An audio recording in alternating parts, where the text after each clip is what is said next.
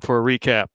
So there was a lot of arguing over whether or not Scuttlebutt was actually going to volunteer to be dropped into the well, uh, since there was a strange 40-pound weight limit. And just so happens that Scuttlebutt is under 40 pounds.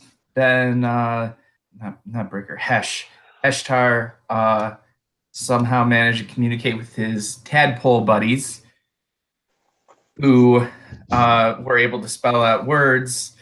Breaker, being the ever attention deficit type, picked one up and threw it against the wall like one of those poppers.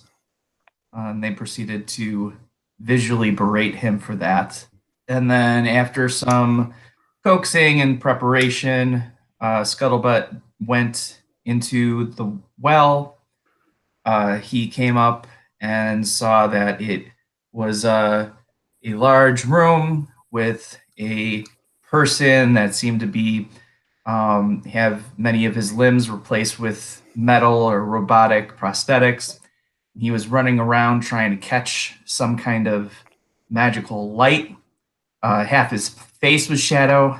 We came to learn that he was Keel, and that Stoyanka was likely the person that had helped replace his body parts, and talking about how this place was actually within the city of the dead, and that the messages were for Volanus the Torturer, who has a vendetta against the Molask, and had vanished and was on the run.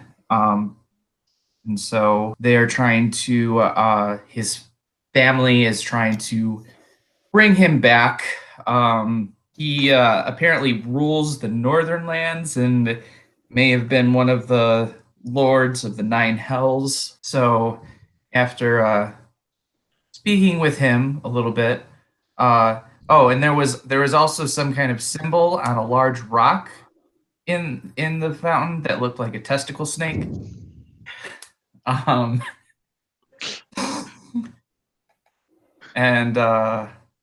so I eventually came back through Scuttlebutt came back through the well, informed his friends of this. Oh, big thing! Akomenos appeared, and just kind of appeared in from a trapdoor that we were not prepared for, and instantly trusted by both Heshtar and Breaker. To be fair, Breaker had become Autumn Breaker, and his flaw is he trusts everybody. Yes. Learning all that we could, we decided that we needed to go and track down Primo to get our money. Scuttlebutt was able to get a receipt from Keel, so hopefully that holds up.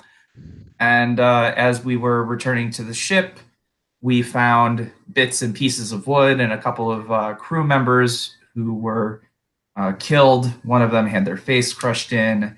And then as we get closer to the boat, we see a giant clay golem by the name of Lumen trashing the boat and tearing bits of it and throwing it at the crow's nest, where there's a crew member who's hiding up there. And then something happened that drew its attention to us. I think that was probably Breaker. Yeah, that was me yelling at him to leave the poor man in the crow's nest alone. Yep. Yes. I'm a kobold. Okay. You've not seen a kobold before. Yeah, a few of them around. I think they were taller though. Are you on the short side? I don't like to talk about it. Probably one of my paladin kin. Have you ever tried like lifts or something? You wear shoes? Do with the big heels. They'll help. I'll keep that in mind, Keel. So Woo, woo, woo, woo. Frickin', frickin', frickin', what?